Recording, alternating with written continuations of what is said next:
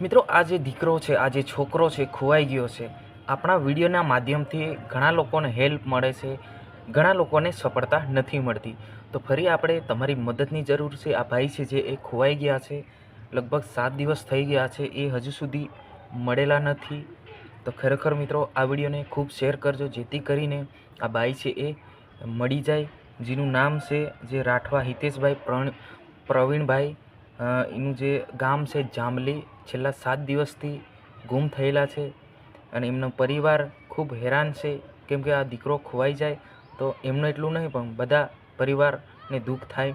તો 7 દિવસથી આ જે દીકરો છે ગુમ છે. તો તમામને હું હાથ જોડીને વિનંતી કરું છું, આપણા વિડીયોના માધ્યમથી વિડીયો બનાવવાનું એ કારણ છે કે ઘણા લોકોને આપણે વિડીયોના માધ્યમથી ઘરે પહોંચતા કર્યા છે અને ઘણા લોકોને સફળતા નથી મળી. તો આજ ફરી તમારા બધાની સાથની જરૂર છે. આ વિડીયોને એટલો ફોરવર્ડ કરજો કે તમારા જેટલા પણ વોટ્સઅપ ગ્રુપ છે તમામ વોટ્સઅપ ગ્રુપમાં શેર કરવાનું ભૂલતા નહીં. છોટાઉદેપુર જિલ્લાના કવાંટ તાલુકાના જાંબલી ગામના છે આ જે વતની છે, જેનું નામ છે રાઠવા હિતેશભાઈ પ્રવીણભાઈ, જે છેલ્લા 7 દિવસથી ગુમ છે. અને જેને પણ દેખાય એ નીચે કોન્ટેક નંબર આપ્યો છે, અથવા કોમેન્ટમાં તમે જણાવી દેજો, જેથી કરીને હું પરિવારને કોન્ટેક કરી શકું કે આ જે વ્યક્તિ છે જે ગુમ થયા છે એ અહીંયા મળી આવેલા છે. તો ખરેખર મિત્રો કે આપણે એમ ટાઈમપાસ ઘણું કરી નાખીએ છીએ, આપણે અલગ અલગ વિડીયો જોઈ રહ્યા છે, પણ જે આપણા કામના વિડીયો છે તમે જોતા નથી.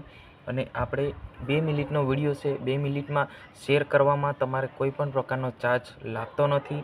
તો જેથી કરીને આ વ્યક્તિ જે છે એ મળી જાય, જેની ઉંમર છે 18 વર્ષ અને જેનું નામ છે હિતેશભાઈ પ્રવીણભાઈ. એ છેલ્લા 7 દિવસથી ગુમ છે. તો આ વિડીયોને જેટલો થાય એટલો મદદ કરજો. હું તમારા બધાને વિનંતી કરું કે ફોરવર્ડ કરજો.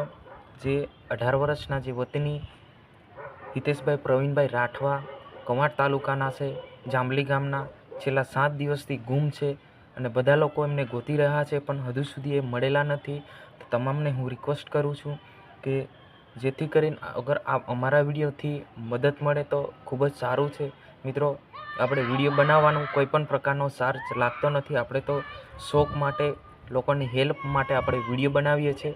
એટલા માટે હું આટલી મહેનતથી વિડીયો બનાવું, તો તમારે શેર કરવાથી શું વાંધો છે? તો શેર કરવાનું ભૂલતા નહીં. આજની વિડીયોની અંદર બસ આટલું જ. જય હિન્દ, જય ભારત. આપણે મળીશું તરત જ એક સરસ મજાના વિડીયો સાથે.